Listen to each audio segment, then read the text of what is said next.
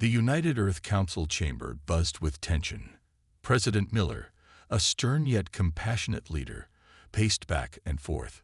He turned to General Ibrahim, his most trusted military advisor. "General, they're here. The actions have arrived," President Miller said, trying to keep his voice steady.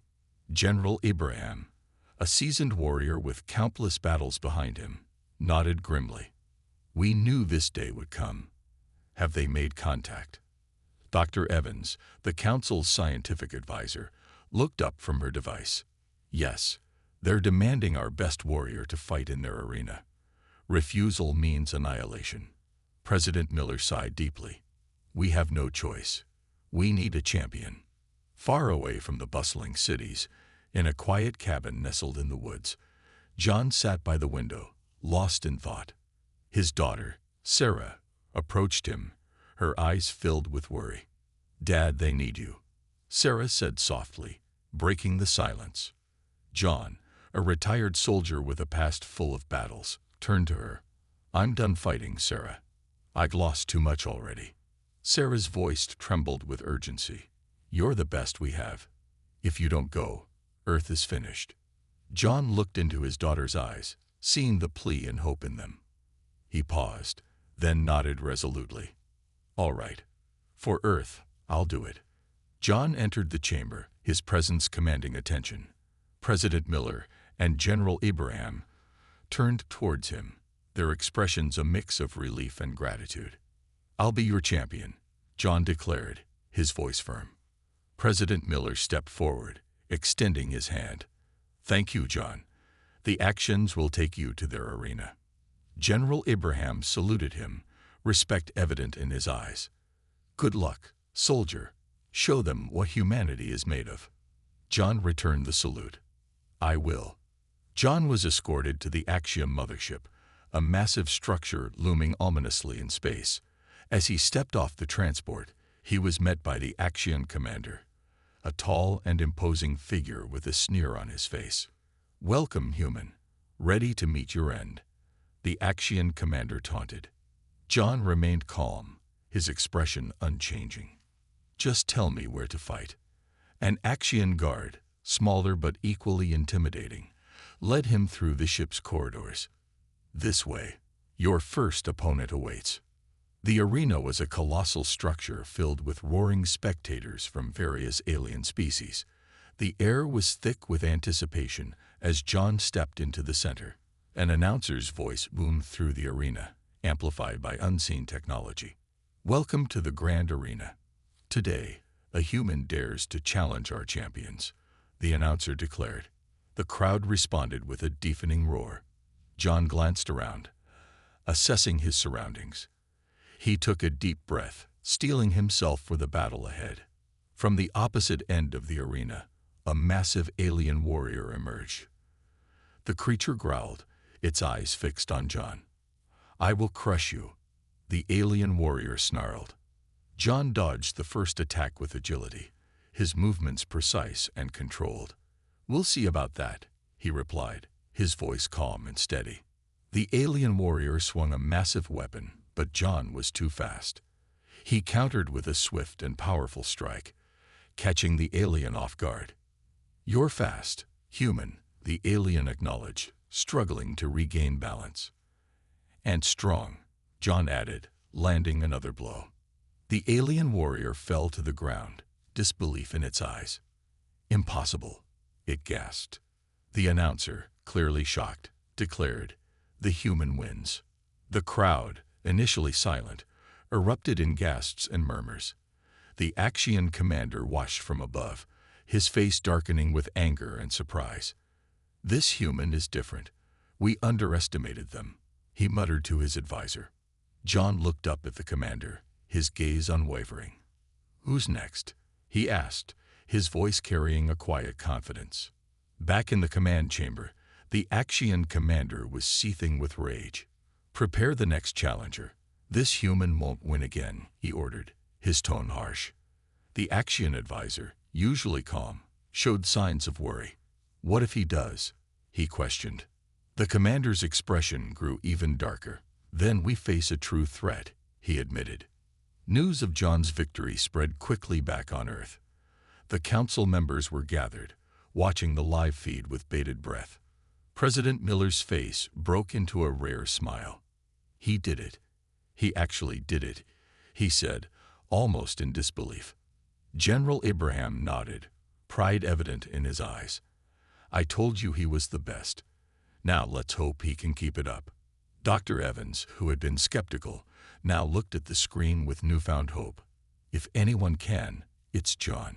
Meanwhile, back in the woods, Sarah watched the broadcast from their small television. Her heart swelled with pride and fear. Come back to me, Dad. Come back to us, she whispered, her voice a mix of hope and dread. John's face appeared on the screen, his resolve evident. He had taken the first step, but the journey was far from over. Each battle would test not only his strength but the spirit of humanity itself. And in the quiet of his cabin, Sarah knew her father was fighting for more than just survival. He was fighting for Earth, for everyone he loved, and for a future free from fear. John stood in his designated quarters aboard the Axion mothership. The room was sparse, with metallic walls and a small cot. He took a moment to gather his thoughts, knowing that the next battle would be even more challenging. His thoughts were interrupted by the sound of the door sliding open. An Axion guard entered, his expression stern. It's time, the guard announced. John nodded, his face set in determination. Lead the way. The arena was packed with spectators from various alien species, their excitement palpable. John walked out into the center of the arena, the cheers and jeers of the crowd filling the air. The announcer's voice boomed once again. Ladies and gentlemen, prepare for the next match. Our human challenger has proven himself once, but can he do it again? The announcer called out. The crowd roared in response, eager to see more. John scanned the arena, his eyes locking onto his next opponent emerging from the shadows. It was a tall, slender alien with multiple arms and a menacing grin. The alien warrior, known as Korth, approached with a confident stride. You got lucky last time, human. This time, you won't be so fortunate, Korth taunted, his voice dripping with arrogance. John remained calm, his focus unwavering. We'll see about that. The battle began with Korth launching a flurry of attacks, his multiple arms moving with incredible speed. John dodged and parried, his movements fluid and precise. He could feel the eyes of the crowd, and the Axion commander on him, watching his every move. Korth's grin faded as he realized John was matching him blow for blow. You're better than I expected, Korth admitted grudgingly. John seized the moment, delivering a powerful kick that sent Korth sprawling to the ground. And you talk too much, John retorted. The crowd erupted in a mix of cheers and gasps. The announcer's voice rang out, full of disbelief. Incredible. The human has done it again. The Axion commander slammed his fist down on the table, fury etched on his face. How is this possible? How can a human be this strong? He demanded. The Axion advisor, equally perplexed, replied, He's more than just strong. He's skilled, determined. We underestimated him. The commander's eyes narrowed. Prepare the next challenger. This human will not make a mockery of us. Back on Earth, the council members watched the broadcast with a mixture of awe and anxiety. President Miller leaned forward, his eyes fixed on the screen. He's doing it. He's actually doing it, he murmured. General Abraham, ever the realist, nodded. But for how long? Each fight will get harder. We can't afford to be complacent. Dr. Evans, who had initially doubted John, now spoke with a hint of admiration. He's giving us hope. We have to support him in any way we can. In the quiet cabin, Sarah watched her father's victories with a mixture of pride and fear. You're amazing, Dad, but please, stay safe, she whispered to the screen. John sat alone in the preparation room, his thoughts racing. He knew the battles would only get tougher from here on. As he prepared mentally for the next fight, he heard a familiar voice in his earpiece. John, it's Sarah. Can you hear me? Sarah's voice crackled through. John's face softened. I hear you, Sarah. Dad, you're doing great. Everyone's so proud of you. Just come back to us, okay? Sarah's voice was filled with emotion. I will, Sarah. I promise, John replied, determination renewed by his daughter's words. The arena was buzzing with energy as John walked out for the next fight. His next opponent was already waiting, a hulking beast with massive claws and an intimidating presence. The crowd hushed as the announcer introduced the new challenger. Behold, Zarkon the Unstoppable. Will our human warrior stand a chance against this behemoth? The announcer bellowed. Zarkon growled, his voice like thunder. I will crush you, human. John met Zarkon's gaze, unflinching. You can try. The battle began with Zarkon charging at John with incredible speed for his size. John sidestepped the attack, delivering a series of quick strikes. Zarkon roared in frustration, swinging his massive claws wildly. John dodged and weaved, looking for an opening. You're fast, but you can't hide forever, Zarkon snarled. John smirked. Who's hiding? With a swift and precise move, John aimed for Zarkon's weak spot, delivering a powerful blow that brought the giant to his knees. Zarkon roared in pain, but John didn't relent. He followed up with a series of strikes, each one weakening the beast further. The crowd was on the edge of their seats as the announcer's voice boomed. Unbelievable. The human has taken down Zarkon. The Axian commander watched in disbelief, his anger reaching new heights. This is unacceptable. No human should be this powerful. The Axian advisor, trying to calm the commander, suggested, perhaps we need to change our strategy. This human is different. We must adapt. The commander's eyes blazed with fury. Very well. We'll see how he handles our next champion. President Miller and the council members cheered as John's victory was broadcasted. He did it again, President Miller exclaimed, unable to hide his joy. General Ibrahim, though pleased, remained cautious. He's proving himself, but the actions won't stop. We need to be ready for anything. Dr. Evans nodded. We should continue to monitor and support him. His success is our hope. Sarah watched her father's latest victory with tears in her eyes. You're incredible, Dad. Just keep fighting and come back to us, she whispered, her heart swelling with pride and fear. John sat in the rest area, catching his breath. The battles were taking a toll, but he remained resolute. He knew he had to keep going, not just for himself, but for everyone counting on him back on Earth. As he rested, a fellow human approached him. It was Mark, an old friend and former comrade. John, I can't believe it's you. You're doing amazing, Mark said, his voice filled with admiration. John looked up, surprised. Mark, what are you doing here? I'm part of the support team. We're here to help you in any way we can, Mark explained. John nodded, grateful for the familiar face. Thanks, Mark. It's good to see you. Any advice? Mark smiled.